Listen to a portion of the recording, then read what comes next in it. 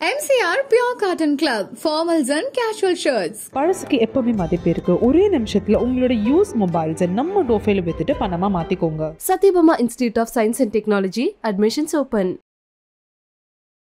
Last week நான் பேசும்போது sir வந்து எனக்கு உடம்பு சரியில்லை, கொஞ்சம் வந்து என்னை பாரு அப்படின்னாங்க. அன்னைக்குமே நல்லா மத்தியானம் 3 மணிக்கெல்லாம் சார்ட்ட பேசிட்டு தான் இருந்திருக்காங்க. ஈவினிங் காஃபி கேட்டிருக்காங்க. அப்பயே மைல்டா ஒரு அன்கம்ஃபர்டபுளா இருந்திருக்காங்க. சாரை பாக்குறேன், அம்மாவை பாக்குறேன், ஒவ்வொருத்தருமே செதறி போயிருக்காங்க, உடஞ்சு. மனோஜை பார்த்தபோது எனக்கு ஃபர்ஸ்ட் மைண்ட்ல வந்தது, நான் நந்தனாவை பார்க்கும்போது அவங்க கண்ணுல ஒரு சொட்டு கண்ணீர் கிடையாது, அப்படியே இடிஞ்சு போறதோட உறைஞ்சு போயிருந்தாங்க. பிளஸ் பெண் பிள்ளைகள் அப்பா அப்பான்னு அழுகும் போது சாரால நடக்க முடியல. அந்த டைம்ல சார் நீங்க பாத்திருப்பீங்க, சேர்ல வச்சுதான் தூக்கிட்டு போயிட்டு வந்துட்டு இருந்தாங்க. ரொம்ப அழுக ஆரம்பிச்சிட்டாங்க. மனோஜ் என் பிள்ளைய பாக்கணும் அப்படிங்கிறாங்க. சொசைட்டில வந்து கண்டிப்பா எக்ஸ்பெக்டேஷனை செட் பண்றாங்க. அது எஸ்பெஷலி வந்து ஒரு டைரக்டரோட பையன் டைரக்ஷன் பண்ணணும். இன்னைக்கு நம்ம கூட ஆக்ட்ரஸ் விஷாலினி அவர்கள் மனோஜ் பாரதிராஜா அவர்களை பத்தி பேசுறதுக்காக வந்திருக்காங்க. வணக்கம் மேம். வணக்கம்மா. எங்க எல்லாரோட ஹார்ட்ஃபெல்ட் கண்டோலசன்ஸ். பிகாஸ் இது வந்து ஒரு பெரிய இழப்பு. முக்கியமாக ஒவ்வொரு நாளுமே நமக்கு வந்து உண்மையாகவே மனோஜ் அவர்கள் இல்லையா, இது என்ன நடந்துச்சு, இதுதானா வாழ்க்கை, அடுத்த நிமிஷம் நிச்சயம் இல்லாத வாழ்க்கையான்ட்டு அதை தொடர்ந்து நம்ம எல்லாருமே யோசிச்சுட்டு இருக்க அளவுக்கு இவரோட இழப்பு வந்து பாதிச்சிருக்கு.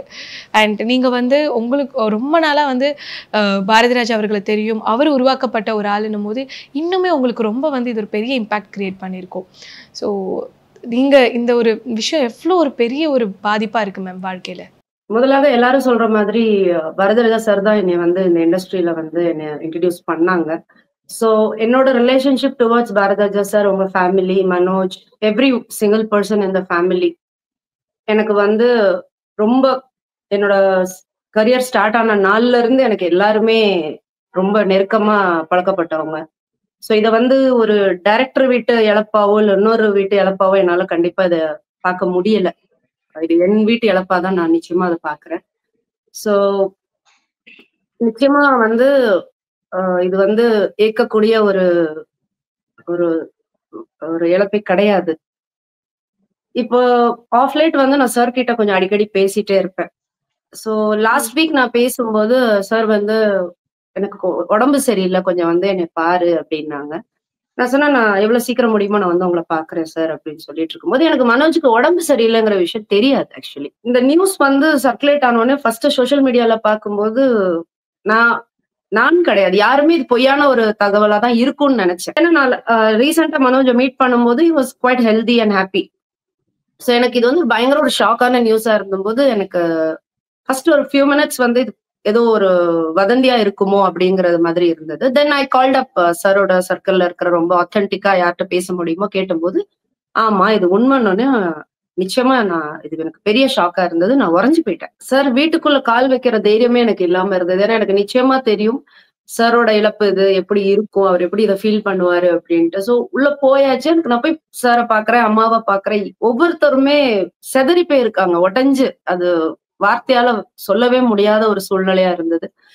சரி, மனச இறுக்கிக்கிட்ட போய் பார்க்கும்போது, மனோஜை பார்த்தபோது எனக்கு ஃபர்ஸ்ட் மைண்ட்ல வந்தது, இல்ல மனோஜ் நீ உயிரோட தான் இருக்க. ஏன்னா அந்த முகம் அவ்வளவு ஒரு செழிப்பமா தூங்கிட்டு இருக்கிற மாதிரியே ரொம்ப அழகா. ஏன்னா யூசுவலாவே மனோஜ்க்கு வந்து ஒரு அழகான ஸ்மைலிங் ஃபேஸ் உண்டு. அவரை வந்து ஒரு இறந்த உடலா, ஒரு பூத உடலா பார்க்கவே முடியல. அவ்வளவு ஒரு தேஜஸா அப்படியே அழகா சிரிச்சபடி தூங்கின மாதிரியே இருந்தது. அதுக்கப்புறம் இத ப்ராசஸ் பண்ணி ஆமா இல்ல அப்படிங்கறது வந்து, ஏன்னா அந்த இடத்துல இருந்த சூழ்நிலையும் ஒவ்வொருத்தரும் அழுகிறதும் உடைஞ்சு போய் செதறி போய் இருக்கிறத பார்க்கும்போது இது என்னடா லைஃப் இது. ஏன்னா இழப்பு எல்லாருக்குமே இழப்பு தான். அது எந்த மாதிரி விஷயமா இருந்தாலும் இந்த மாதிரி ஒரு மரணம் அப்படிங்கிறது எல்லாருக்குமே ஒரு பெரிய இழப்பு. அதுவும் தாய் தகப்பனுக்கு வந்து இந்த மாதிரி, ஏன்னா சாருக்குமே 85 வயசாயிருச்சு, உடம்பு சரியில்லை. அவருக்கு தான் பிள்ளை இந்த மாதிரி ஒரு இழப்பு போகும்போது அது நம்மளால அது யுகிக்கவே முடியாது. அந்த மாதிரி ஒரு சூழ்நிலையில வந்து என்கிட்ட சார்ட்ட என்ன பேசன்னு தெரியல. என்ன பார்த்தோன்னே அழுதாங்க. நான் என்ன சொல்ல முடியும் சொல்லுங்க? ஆறுதல் சொல்லி எதுவுமே திரும்பி வரப்போறது இல்லை. சோ அந்த மாதிரி ஒரு இக்கட்டான சூழ்நிலையில தான் அங்க எல்லாருமே இருந்தோம். நானுமே வந்து போயிட்டு பார்த்துட்டு உடனே வந்துடணுங்கிற மனநிலையோட தான் நானும் போனேன். பட் எனக்கு அங்க போனதுக்கு அப்புறம் அந்த இடத்த விட்டு நகரவே முடியாது. ஏன்னா அப்படி இருந்தது அந்த சூழ்நிலை. சோ இந்த மாதிரி ஒரு இழப்பு யாருக்குமே வரக்கூடாது. எஸ்பெஷலி இந்த மாதிரி வயதான ஒரு தாய் தகப்பனுக்கும் அந்த குடும்பத்துக்கும் வந்து ஏன் அவங்க மனோஜோட மிஸ்ஸஸ் குழந்தைங்க யாரையுமே அன்னைக்கு வந்து நம்மளால ஆறுதல் படுத்தி தேத்தி எடுத்துட்டு வரவே முடியாது. மனோஜ் பாரதிராஜா அவர்கள் வந்து இன்டர்வியூஸ்ல அப்படி சொன்ன மாதிரி தான் தெரியும், லைக் டிப்ரெஷன்ல இருந்தேன், ஒரு 20 வருஷமா டிப்ரெஷன்ல இருந்தேன்ட்டு. உங்களுக்கு ஏதாவது தெரியுமா? உங்கள்கிட்ட ஏதாவது ஷேர் பண்ணிருக்காரு அதுக்கு முன்னாடி பேசும்போது? இது வந்து நம்ம இந்த கேள்வியை வந்து பாரதிராஜா சார் பையங்கிறதுனாலதான் இந்த கேள்வியை நம்ம எடுத்து வைக்கிறோம். இப்போ நான் ஆர்டிஸ்டா வரும்போது எனக்கு பிலிம் பேக்ரவுண்ட் கிடையாது. அப்ப எனக்கு எந்த ப்ரெஷரும் கிடையாது. நான் இதுதான் பண்ணணும். எனக்கு ஆக்டிங்ல பேஷன் இருந்தது, நான் வந்துட்டேன். அதுக்கு மேல எனக்கு செல்ஃப் இன்ட்ரெஸ்ட் இருந்தா நான் டைரக்ஷன் போயிருக்கலாம், இல்ல சினிமாட்டோகிராஃபி எடுத்திருக்கலாம், எது வேணாலும் பண்ணிருக்கலாம். பிகாஸ் எனக்கு வந்து அந்த பவுண்டரிஸ் வந்து யாரும் எனக்கு செட் பண்ணல, நானும் செட் பண்ணிக்கல. But it comes to Manoj Bharathiraja, இது வந்து நம்ம சொசைட்டில வந்து கண்டிப்பா இந்த எக்ஸ்பெக்டேஷனை செட் பண்றாங்க. அது எஸ்பெஷலி வந்து ஒரு டைரக்டரோட பையன் டைரக்ஷன் பண்ணணும், ஒரு ஆக்டரோட பையன் ஆக்டரா தான் வரணும். இப்ப நம்ம விஜய் சார் எடுத்துக்கிட்டோம்னா அவங்க பையன் நினைச்சிருந்தா அவர் ஹீரோ ஆக்கி இருக்கலாம். But he is interested in direction. So அவர் அதை நோக்கி போயிட்டு இருக்காரு. சோ இந்த லிபர்ட்டிய வந்து சார் ஃபர்ஸ்ட் எடுத்த உடனே என் பிள்ளை டைரக்டரா தான் ஆகணும் அப்படின்னு அவர் மனோஜ் மேல எந்த ஒரு ப்ரெஷரும் அவர் போடல. என் பிள்ளைய நான் ஹீரோ ஆக்கணும்னு நினைச்சேன். ஏன்னா சார் நிறைய நடிகர்களும் நடிகைகளும் இயக்குனர்கள் இந்த மாதிரி அவர் ஸ்கூல்ல இருந்து நிறைய பேர் வெளியே வந்திருக்காங்க, இன்க்ளூடிங் மீ. சோ சார் வந்து மனோஜ்க்கு அந்த மாதிரியான எந்த ஒரு ப்ரெஷரும் சார் இனிஷியலி எதுவுமே கொடுக்கவும் கிடையாது. பட் அவரு அதனாலதான் தாஜ்மஹால் வந்து ப்ரொடியூஸ் பண்ணி அவரை ஹீரோவா லான்ச் பண்ணாரு. பட் மனோஜ்க்கு டைரக்ஷன்ல இன்ட்ரெஸ்ட் இருக்கிறதுனால ஆஃப்டர் அ பாயிண்ட் வந்து டைரக்டர் வந்து சரி ஓகே நீ வந்து அதை ட்ரை பண்ணுன்னு அது கொடுத்துட்டாரு. பட் அவர் எவ்வளவுதான் தன்னை பாரதிராஜா பையனா வெளியே ப்ரொஜெக்ட் பண்ணிக்கலனாலும் தன்னோட ஓன் எஃபர்ட்ஸ் போட்டு தன்னோட ஓன் இன்ட்ரெஸ்ட்ல அவர் ஒரு டைரக்டர் ஆகணும் இத்தனை ஆண்டு காலம் போராடி வரும் பட்சத்துல அவர் நினைச்சிருந்தா 20 வருஷம் முன்னாலேயே டைரக்டர் ஆயிருக்கலாம். அவங்களுக்கு ஓன் ப்ரொடக்ஷன் இருக்கு, மனோஜ் கிரியேஷன்ஸ். அதுல ஒரு படத்தை டைரக்ட் பண்ணிட்டு போயிருந்திருக்கலாம் ரொம்ப ஏர்லி ஏஜ்லயே. பட் அவர் தன்னை நிரூபிக்கணும், தன்னோட டேலண்ட்ல அவர் முன்னேறி வரணும்னு ஒரு பாயிண்ட் அவர் பவுண்டரிய செட் பண்ணதுனாலதான் இத்தனை ஆண்டு காலம் அவரோட போராட்டங்கள் இருந்தது. ஏன்னா என்னதான் நான் வந்து பாரதிராஜா சார் பையன் அப்படிங்கிறது இருந்தாலும் நான் ஒரு ஆபீஸ்க்கு போகும்போது இல்ல ஒரு டைரக்டரை பார்க்க போகும்போது இல்ல ஒரு ப்ரொடியூசரை பார்க்க போகும்போது மனோஜ் கே பாரதின்னு இருக்கு, அதை தவிர்க்கவே முடியாது. சோ இது மனோஜுக்கு வந்த டிப்ரெஷன், மனோஜ் தன் மேல தான் ஜெயிக்கல, நம்மளால முடியலங்கிறது கிடையாது. அவர் கடைசி நிமிஷம் வரைக்கும் போராடிதான் மார்கழி திங்கள் வெளியே வந்தது அவரோட ஓன் எஃபர்ட்ல. பட் நம்ம சொசைட்டி அந்த பவுண்டரிய செட் பண்ணி அந்த ப்ரெஷர் அவர் மேல எவ்வளவுதான் ஒருத்தர் தாங்க முடியும் சொல்லுங்க? எத்தனை அட்டெம்ப்ட்ல அவர் இதை வந்து டெய்லி கோ த்ரூ பண்ணிருப்பாரு. இன்னைக்கு ஒரு எனர்ஜெட்டிக்கா ஒரு ப்ரொடியூசரை பார்க்க போயிருப்பாரு, ஒரு ஸ்கிரிப்ட் எடுத்துட்டு போயிருப்பாரு. அங்க என்ன எக்ஸ்பெக்டேஷன் அந்த ப்ரொடியூசர் செட் பண்ணிருப்பாருன்னு நமக்கு தெரியாது. பாரதிராஜாக்குள்ள சோ பாரதிராஜா மாதிரி தான் அவுட்புட் கொடுக்கணுங்கிற ஒரு ஹை லெவல் ஆஃப் எக்ஸ்பெக்டேஷனை செட் பண்றதுன்றது வந்து ரொம்ப தவறான விஷயம் நான் நினைக்கிறேன். யாருக்கு எவ்ரி இண்டிவிஜுவல் இஸ் இண்டிவிஜுவல். அப்ப எனக்கு என்ன டேலண்ட் இருக்கோ நான் அதை தான் பண்ணணும்னு நினைக்கும் போது அதுக்கான சப்போர்ட் கிடைக்கணும். அது ப்ராபப்ளி மனோஜ்க்கு வந்து இந்த பிராண்டிங்னால கிடைக்காம போனதுனால அவர் அந்த டிப்ரெஷனுக்குள்ள போயிருக்க வாய்ப்புகள் அதிகம். இப்போ நீங்க சொல்லும் போது ஒரு விஷயம் ரொம்ப கஷ்டமா இருக்கிறது என்னன்னா, மனோஜா கொண்டாடுறதுக்கு நம்ம எல்லாரும் தவறிட்டோமோன்னு சொல்லி தோணுது மேம். இல்ல அது 100க்கு 100 உண்மையான ஒரு விஷயம். ஏன்னா அவர் நினைச்சிருந்தா எங்க அப்பா director Bharathiraja godfather of Tamil சினிமான்னு சொல்லிட்டு வந்து அவரு வந்திருக்கலாம். ஆனா அவர் அது வேண்டான்னு சொல்லிட்டு தன்னை ப்ரூவ் பண்ண எஃபர்ட் போட்ட இந்த டைம், இந்த 20 வருஷம் நீங்க மென்ஷன் பண்ற இதுல நம்ம மனோஜை கொண்டாடி இருக்கணும் நிச்சயமா. பட் அந்த அங்கீகாரம் கிடைக்காததுனாலதான் நம்ம கொண்டாட வந்து தவறிட்டோம். இன்னைக்கு பேசுறோம், இன்னைக்கு இதுல வந்து ஒவ்வொருத்தருக்கும் ஒவ்வொரு கருத்து இருக்கு. டைரக்டர் இதை பண்ணிருக்கலாம், ஒரு தாய் தகப்பன் என்னைக்குமே தான் பிள்ளைய விட மாட்டாங்க. சோ சாரால முடிஞ்ச எல்லா இதுமே சார் பண்ணிருக்காங்க. But Manoj was very strong. இல்ல நான் என் அப்பாவோட நிழல்ல நான் பண்ண மாட்டேன், நான் இண்டிவிஜுவலா தான் என்ன ப்ரூவ் பண்ணுவேன். ஏன்னா basically Manoj is a very nice human. அவருக்கு நல்ல மியூசிக் இன்ட்ரெஸ்ட் இருக்கு, டைரக்ஷன் தெரியும், ஆக்டிங் தெரியும், இஸ் அன் ஆல்ரவுண்டர். பட் இது வந்து நம்ம சினிமான்றதை தாண்டி பப்ளிக் எக்ஸ்பெக்டேஷனோ இல்ல சொசைட்டியோட எக்ஸ்பெக்டேஷன்லயே அவர் அமுக்கப்பட்டதுனாலதான் நம்ம கொண்டாடாம விட்டுட்டோம். இன்னைக்கு என்ன வேணாலும் நம்ம பேசலாம், பட் மனோஜ் திரும்பி வரப்போறதும் கிடையாது. இந்த இழப்ப வந்து நம்ம அக்செப்ட் பண்ணிக்கவும் முடியாது. இது இன்னொன்று வந்து என்ன ரொம்ப கஷ்டமாக இருந்துச்சுன்னா, எங்களுக்கு அங்கே பார்க்கும்பொழுது அவங்களோட 2 பெண் பிள்ளைகள், அதுக்கப்புறம் நந்தனா அவர்கள். அது பார்க்கவே முடியல. நீங்கள் அங்கே இருந்தீங்க, உங்ககிட்ட அவங்களுக்கு பேச முடிஞ்சுதா உங்களால் அவங்க கிட்ட? மார்னிங்கே நான் போயிட்டேன், ஒரு அரௌண்ட் 8:30 9 போயிட்டேன். நான் போனதுல இருந்து நான் நந்தனாவை பார்க்கும்போது அவங்க கண்ணில் ஒரு சொட்டு கண்ணீர் கிடையாது. அப்படியே இடிஞ்சு போறதோட உறைஞ்சு போயிருந்தாங்க. ஏன்னா இது இப்ப திடீர் மரணம் அப்படிங்கிறது நம்ம சொல்றோம், ஆனா அதுக்கு முன்னால் ஒரு ப்ராசஸ் போயிருக்கு. 1 மாசமா அவர் ஹாஸ்பிட்டலைஸ்ட் ஆனது, சர்ஜரி நடந்தது. சோ அவங்க வந்து எல்லா நொடியிலுமே ஒரு ஹோப்போட தானே இது எல்லாமே பண்ணாங்க. சரி, ஹாஸ்பிட்டல் போய் சர்ஜரி பண்ண அவர் சரியாயிடுவாரு, திருப்பி வந்து அடுத்த படங்கள் பண்ணுவாரு, என் குழந்தைங்களுக்கு ஹெல்தியான ஒரு அப்பா திரும்பி கிடைச்சிருவாரு. இப்படி ஒவ்வொரு தருணத்திலையும் அவங்க வந்து இத பண்ணி பண்ணி பண்ணி திடீர்னு வந்து மத்தியானம் நல்லா பேசிட்டு இருந்தவரு காஃபி கேட்டிருக்காரு. ஒரு நொடியில எல்லாம் முடிஞ்சு போகும்போது as a wife, as a mother, அந்த குழந்தைங்க இப்பதான் அவங்க வாழ்க்கையே ஸ்டார்ட் ஆகுது. ஒரு குழந்தை 10th இருக்கா, ஒரு குழந்தை 12th இருக்கா. சோ இனிமேதான் ஒரு ஃபாதரோட பெரிய சப்போர்ட் குழந்தைங்களுக்கு, எஸ்பெஷலி பெண் குழந்தைங்களுக்கு வேணும். சோ அது எல்லாமே ஒரு நொடியில சரிஞ்சு போகும்போது நீங்க இதை எப்படி பேலன்ஸ் பண்ணுவீங்க? ஃபர்ஸ்ட் இமோஷனலா இதை எப்படி ப்ராசஸ் பண்ணுவீங்க? சோ அவங்க ஒரு குறிப்பிட்ட டைம், நான் அதாவது ஆல்மோஸ்ட் ஒரு 11:30 வரைக்கும் நான் நந்தனாக்கள்ல இருந்து ஒரு சொட்டு கண்ணீர் பார்க்கவே கிடையாது. நந்தனோட பேரண்ட்ஸ் வந்த உடனே அவங்க அம்மா கிட்ட அழுதாங்க. ஏன்னா அவங்க அம்மா அப்பாக்கு அவங்க குழந்தை வாழ்க்கை போயிருச்சுல்ல. இப்போ அந்த நொடிதான் அவங்க உடஞ்சு அழுதாங்க அவங்க அம்மா கிட்ட. அது வரைக்கும் அவங்க அவங்களால ப்ராசஸ் பண்ணிக்க முடியல, டைஜஸ்ட் பண்ணிக்க முடியல. அதுதான் உண்மையான விஷயம். அதுக்கப்புறம் தான் அவங்க வெடிச்சு அழுகவே ஆரம்பிச்சாங்க. அது வந்து ரொம்ப ஒரு கொடூரமான காட்சியா இருந்தது. பிளஸ் பெண் பிள்ளைகள் அப்பான்னு அழுகும்போது எவ்வளவு பேசினாலும் இந்த வலிய வந்து அவங்களால மட்டும்தான் அத இது பண்ண முடியும். யாராலுமே ஜீர்ணிக்க முடியாது, அது வேற விஷயம். ஆனா வலிய வந்து வாங்கிக்கணும்ன்ற ஒரு இது வந்து அந்த குடும்பத்துக்கு தானே இழப்பு. அது அப்பாவா இருந்தாலும் சரி, அம்மாவா இருந்தாலும் சரி, பிரதர்ஸ் சிஸ்டர்ஸ், இப்ப அவங்க சிஸ்டருமே சரி, எல்லாருக்குமே இது வந்து பெரிய இழப்பு. இதுல வந்து நந்தனா குழந்தைகள் மட்டும் கிடையாது, எல்லாருமே நொறுங்கி போயிட்டாங்க.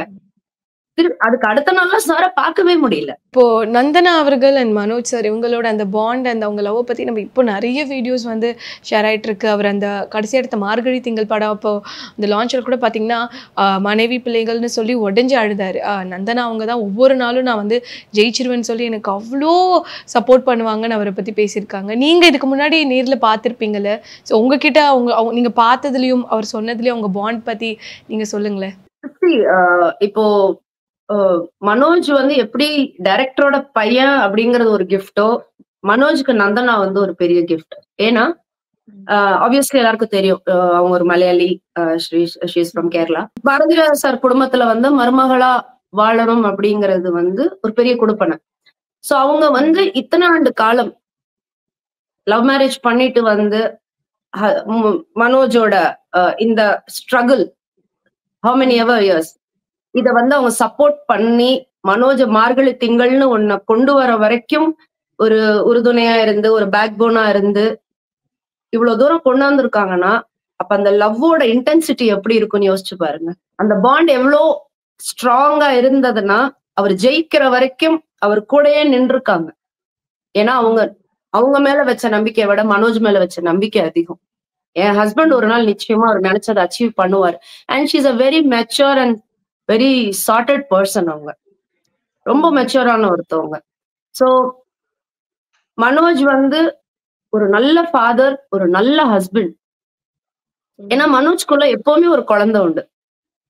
இப்போ ரீசெண்டா சார் ஹாஸ்பிட்டலைஸ்டா இருக்கும் போது நான் சாரை பார்க்க போகும்போது இவங்களும் வந்தாங்க. அந்த டைம் நாங்க 3 பேரும் உட்காந்துதான் சார் கிட்ட பேசிட்டு வம்பு பண்ணிட்டு இருந்தோம். அப்பதான் நந்தனா சொல்லிட்டு இருந்தாங்க, குழந்தை மாதிரி பண்றாங்க மாமா, சொல் பேச்சு கேட்க மாட்டேங்கிறாங்க, அப்புறம் ஹாஸ்பிட்டலுக்கு அடிக்கடி வர வேண்டியதா இருக்கு. So she is like, she's a very good, அதான் சொல்றேன், she's a wonderful woman. அதெல்லாம் வந்து பழகுனவங்களுக்கு தெரியும்.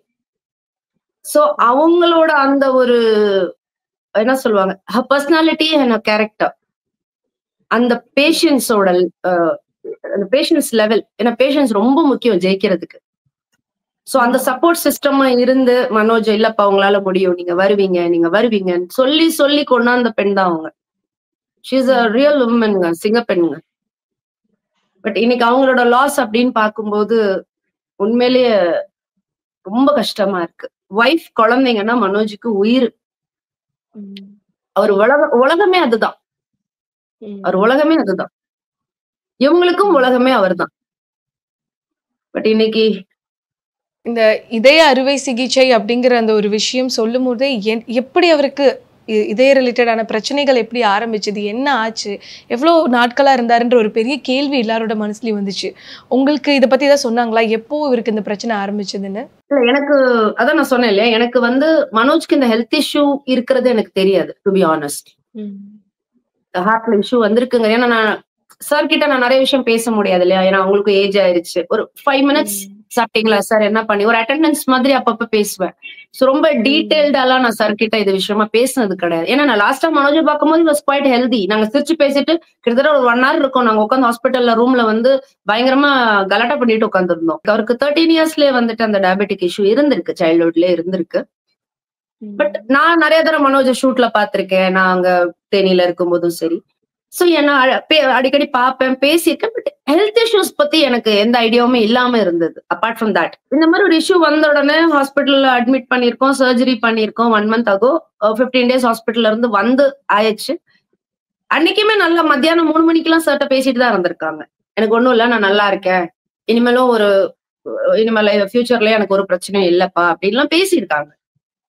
ஈவினிங் காஃபி கேட்டிருக்காங்க, அப்பயே மைல்டா ஒரு அன்கம்ஃபர்டபுளா இருந்திருக்காங்க, ஒரு மாதிரி டிசீனஸ் இருக்கு, ஒரு மாதிரி இருக்குன்னு சொல்லியிருக்காங்க. ஒரு சின்ன மைல்டு அட்டாக் தான், இமிடியேட்லி அரெஸ்ட் ஆயிடுச்சு. நீங்க அந்த நேரத்துல அங்க இருக்கிறது பார்க்கும்பொழுது ரொம்பவே ஒரு பரவாயில்ல, அவங்க அங்க கூட பக்கத்துல நிக்கிறாங்களே அப்படின்னு தான் எங்களுக்குமே தோணுச்சு. காரணம் என்னன்னா, நான் சொன்ன மாதிரி தான் ஆரம்பத்துல, நான் போயிட்டு சார் அம்மாவையும் பார்த்துட்டு வந்துடணும் அப்படிங்கிற ஒரு இதுலதான் நான் ஐடியால தான் போனேன்.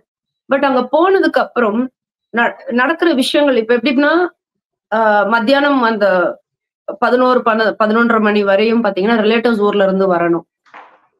அக்கா ஊர்ல இருந்து, மலேசியால இருந்து வரணும், ஜனனி அக்கா. இந்த பக்கம் நந்தனா பேரண்ட்ஸ் வரணும். சோ திரையுலக சார்ந்தவங்க மட்டும்தான் அங்க சுத்தி இருந்தோம், சார் கிட்டையும் சரி அம்மா கிட்டையும் சரி. பட் இருக்காங்க லோக்கல்ல, இப்ப சாரோட பிரதர், அவங்க மிஸ்ஸஸ், அவங்க பிள்ளைங்க எல்லாருமே வந்தாச்சு. பட்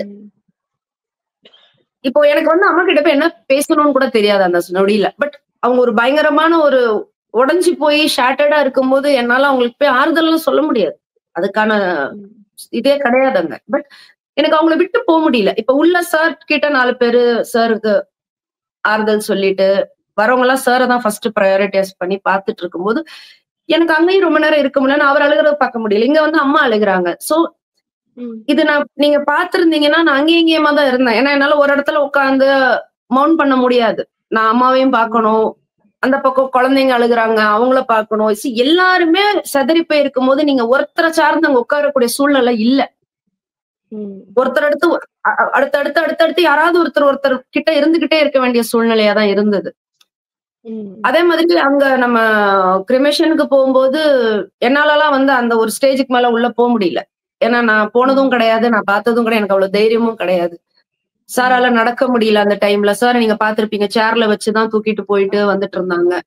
அதுவும் இல்லாம சார் அந்த உள்ள இதுக்குள்ள போனதுக்கு அப்புறம் ரொம்ப அழுக ஆரம்பிச்சிட்டாங்க. மனோஜ் என் பிள்ளைய பாக்கணும் அப்படிங்கிறாங்க.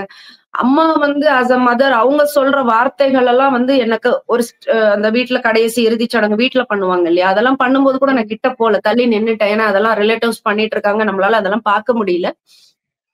சோ அந்த மாதிரி போயிட்டு இருக்கும்போது கூட அம்மா அந்த கடைசி நிமிஷத்துல சொன்ன டைம்ல எல்லாம் நான் அவங்கள பக்கத்துல இருந்து அவங்க அழுகிறத பார்த்தோன்னே என்னால அங்க நிக்க முடியல. அப்புறம் நான் அவங்க சிஸ்டரை கூப்பிட்டாமா, நீங்க பாத்துக்கோங்கன்னு நான் ஒதுங்கிட்டேன்னா, ஒரு தாயோட குமுறல் அந்த இடத்துல நான் இனிமே பிள்ளைய எப்ப பாப்பேன், என் வாழ்க்கை அவங்க சொன்ன வார்த்தைகள்லாம் என்னால சொல்ல முடியாது. நிறைய வார்த்தைகள் அதெல்லாம் அப்படியே ஏன்னோ உள்ள ரொம்ப கஷ்டமா இருந்தது. என்ன இன்ட்ரடியூஸ் பண்ணாங்க அப்படின்றதுக்காக எல்லாம் கிடையாது. நான் அந்த ஃபேமிலியோட ரொம்ப க்ளோஸ்லி அசோசியேட்டட். ஏன்னா நான் 4.5 வருஷம் தெக்கத்தி பொண்ணு பண்ணியிருக்கேன். சோ எனக்கு ஒரு பெரிய ஜேர்னி அது. எனக்கு சினிமாவே தெரியாத போது இருந்து தொடங்கின ஃபர்ஸ்ட் டேல இருந்து எனக்கு ஸ்டார்ட் ஆன ஜேர்னி அது. அப்போ I am more involve with that family. எனக்கு ரொம்ப க்ளோஸா சாரோட சிஸ்டர்ஸ், பிரதர்ஸ், அவங்க பிள்ளைங்க எல்லாருக்குமே என்னைய தெரியும். எல்லார் வீட்டுக்கும் நான் போவேன் ஊர்ல இருக்கும்போது, எல்லாருமே ரொம்ப உரிமையா என்னைய பாத்துக்குவாங்க. சோ இதை நான் ஒரு இன்னொரு வீட்டு இழப்பா பார்த்துட்டு என்னால வர முடியாது இல்லையா. இப்ப கடைசியில அம்மா வந்து உள்ள அந்த விஷயங்கள் நடந்துட்டு இருக்கும் போது வெளியே வந்து அந்த நீங்களே பார்த்திருப்பீங்க, அந்த ஒரு இடத்துல உட்கார்ந்து அம்மாவும் நந்தனாவுமே ரொம்ப இதா இருந்தாங்க இல்லையா. ஆமா. அந்த இடத்துல எல்லாம் அம்மா ரொம்ப இதாயிட்டாங்க. அதுக்கப்புறம் சரி எல்லாம் முடிஞ்சது. அதுக்கப்புறம் சரி கிளம்புற டைம்ல வரைக்கும் இருந்துட்டு அதுக்கப்புறம் தான் நான் கிளம்புனேன்.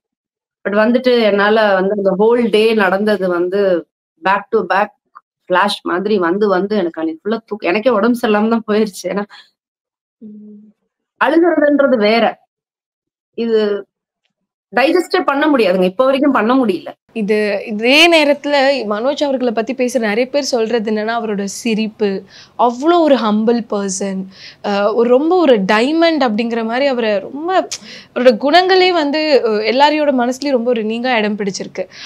கண்டிப்பா உங்களுக்குமே அவருடைய ஒவ்வொரு பாவனை பேசினது அது எல்லாமே ஞாபகத்துல ரொம்ப இருக்கும்ல. Manoj is like a brother to me தான்.